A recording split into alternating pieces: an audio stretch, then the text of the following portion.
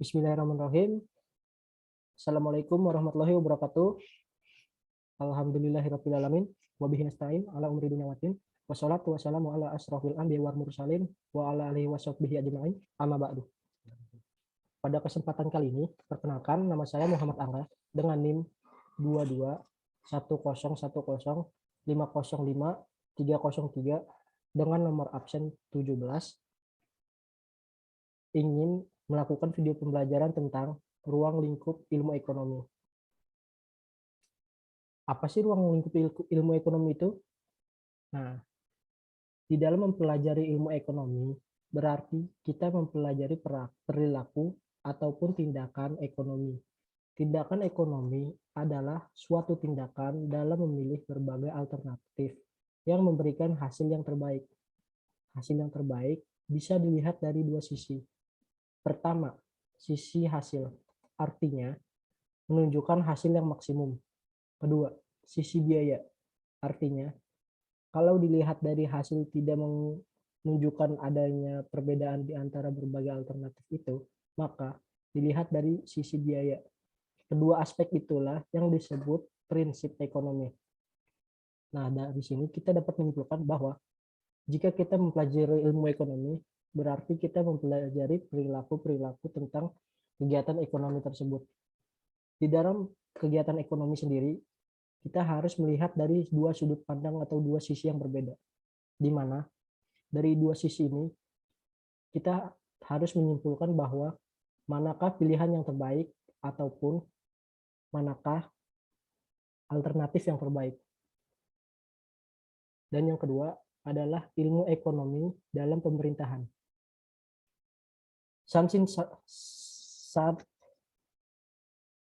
Sanksi-sanksi ekonomi, kegiatan ekonomi dalam pemerintahan dipelajari secara khusus melalui politik ekonomi ataupun kebijakan ekonomi. Kenneth E. Boulding mengemukakan bahwa politik ekonomi ada 4 macam. Yang pertama, kemajuan ekonomi. Yang kedua, stabilitas ekonomi. Yang ketiga, keadilan ekonomi. Dan yang terakhir, keempat, kebebasan ekonomi. Dalam tahun-tahun terakhir, ada banyak ahli ekonomi yang telah menjadi penasihat presiden. Salah satu contoh dari nasihat tersebut adalah agenda politik penuh dengan permasalahan ekonomi. Haruskah kita menaikkan pajak untuk defisit? Apakah sebaiknya upah minimum dinaikkan? Ataupun apakah sebaiknya pemerintah mengatur bank-bank lebih ketat? Para pemimpin politik memerlukan penasihat ekonomi untuk nasihat atas berbagai pernyataan yang rumit. Hukum ekonomi dan keberlakuannya. Selama 30 tahun terakhir ini, ilmu ekonomi berada di garis depan dalam mengembangkan model-model yang menjelaskan bagaimana ketidakpastian mempengaruhi tindakan manusia. Model-model tersebut merupakan hubungan antara variabel ekonomi yang satu dengan variabel yang lain, atau yang disebut sebagai hukum ekonomi. Hubungan tersebut juga berupa dapat hubungan sebab akibat ataupun kasual, ataupun hubungan fungsional. Dalam ilmu ekonomi, keberlakuan hukum tersebut tidak pasti ataupun absolut, melainkan bersifat relatif. Ilmu ekonomi dalam kaitannya dengan ilmu sosial. Ilmu ekonomi adalah ilmu yang mempelajari hubungan antara aspek dengan benda dan dengan segala macam aspek yang dibutuhkan. Samuelson menjelaskan bahwa ilmu ekonomi memang berkaitan dan sangat berdekatan dengan ilmu-ilmu sosial.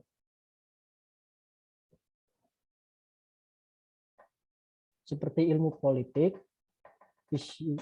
psikologi, sejarah, antropologi, dan ilmu-ilmu sosial yang sering bertumpangan tindih dengan apa yang dipelajari oleh ilmu ekonomi.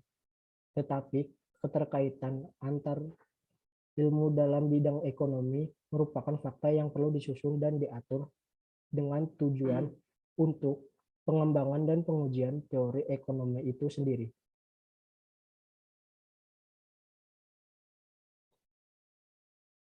tujuan ilmu ekonomi untuk mencari pengertian tentang hubungan peristiwa-peristiwa ekonomi, baik hubungan yang bersifat kasual maupun yang bersifat fungsional. Yang kedua, untuk menguasai ataupun mengatasi masalah ekonomi yang dihadapi. Dan yang terakhir, manfaat ilmu ekonomi memperbaiki yang pertama memperbaiki cara berpikir yang membantu dalam pengambilan keputusan. Yang kedua, membantu memahami masyarakat. Yang ketiga, membantu memahami masalah-masalah internasional. Dan yang keempat, bermanfaat dalam membangun masyarakat demokrasi. Nah, dari sini kita mulai dari yang pertama, yaitu adalah pengertian ilmu ekonomi. Dari sini dapat saya tarik kesimpulan bahwa ilmu ekonomi adalah suatu tindakan ataupun kegiatan dalam melakukan suatu untuk mencari keuntungan, di mana keuntungan itu didapat tidak dari satu sudut pandang, melainkan ada dua sudut pandang yang harus kita lihat. Nah, dan yang kedua adalah ilmu ekonomi dalam pemerintahan.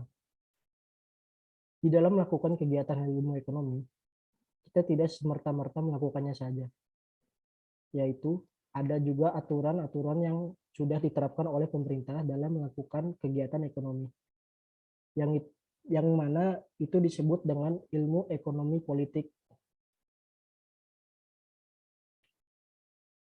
Dari sini kita dapat menyimpulkan bahwa hukum dan keberlakuan ilmu ekonomi selama 30 tahun terakhir ini, ilmu ekonomi sangat pesat maju dalam perkembangan Indonesia. Oleh karena itu, pemerintah di sini menyiapkan penasehat, di mana penasehat itu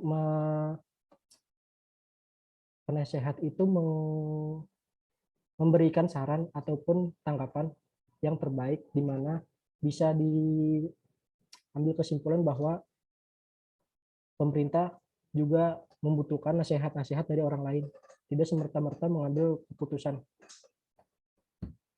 Nah, dan yang selanjutnya ada ilmu ekonomi dalam kaitan ilmu sosial. Berbicara tentang melakukan kegiatan ekonomi, pastinya kita berbicara tentang melakukan interaksi sosial kepada masyarakat banyak. Dalam melakukan interaksi ini, ada kala kita menemukan masalah-masalah ekonomi, di mana masalah ini dapat kita selesaikan tidak hanya dengan satu sudut pandang saja, melainkan kita harus melihat masalah dari dua sudut pandang. Itulah tujuan dari ilmu ekonomi yang ada di materi saya. Yang pertama, untuk mencari pengertian tentang peristiwa-peristiwa ekonomi, baik hubungan yang bersifat kasual maupun hubungan yang bersifat fungsional. Dan poin yang kedua, untuk menguasai ataupun mengatasi masalah-masalah ekonomi yang dihadapi. Seperti yang tadi saya jelaskan, di mana jikalau kita menghadapi suatu masalah dalam melakukan kegiatan ekonomi, haruslah kita melihat dari dua sudut pandang agar kita dapat menemukan solusi yang terbaik, bagaimana cara menyelesaikan masalah ataupun mengurangi masalah yang ada. Dari sini kita dapat tarik kesimpulan bahwa manfaat ilmu ekonomi yang pertama, memperbaiki cara berpikir yang membantu dalam pengambilan keputusan. Yang kedua, membantu memahami masyarakat. Yang ketiga, membantu memahami masalah-masalah internasional. Dan yang terakhir, bermanfaat dalam membangun masyarakat demokrasi. Sebagaimana kita tahu, Indonesia adalah negara demokrasi, dan masyarakat tentunya juga akan membutuhkan berbagai banyak barang ataupun jasa. Oleh karena itu, dalam melakukan kegiatan ekonomi, haruslah kita memahami masalah-masalah yang ada di masyarakat. Dan yang poin ketiga di sini, membantu masalah-masalah internasional. Di dalam melakukan kegiatan ekonomi, tidaklah kita melakukan di dalam Indonesia saja. Tentunya ada ekspor dan impor yang dilakukan tujuannya untuk mencari keuntungan di dalam luar Indonesia. Dan yang poin kedua, membantu memahami masyarakat, sebagaimana yang tadi sudah saya jelaskan, membantu memahami permasalahan yang ada di masyarakat, supaya masyarakat dapat dengan mudah melakukan ataupun juga bisa mencari keuntungan dalam melakukan kegiatan ekonomi tersebut. Dan yang poin terakhir, dan yang poin pertama, memperbaiki cara berpikir dan membantu pengambilan keputusan. Yang seringkali tadi sudah saya jelaskan, di mana jikalau kita mempunyai permasalahan, tidaklah boleh kita melihat dari satu sudut pandang saja. Mungkin sekian dari saya. Jikalau ada kata-kata yang kurang berkenan ataupun jikalau ada kata-kata yang salah dari saya mohon maaf. Wabillahi taufiq wal hidayah. Wassalamualaikum warahmatullahi wabarakatuh.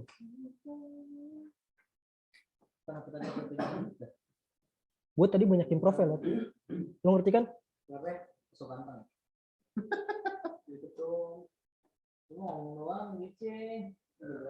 Belum gue ini gue. Terus saya belum gue.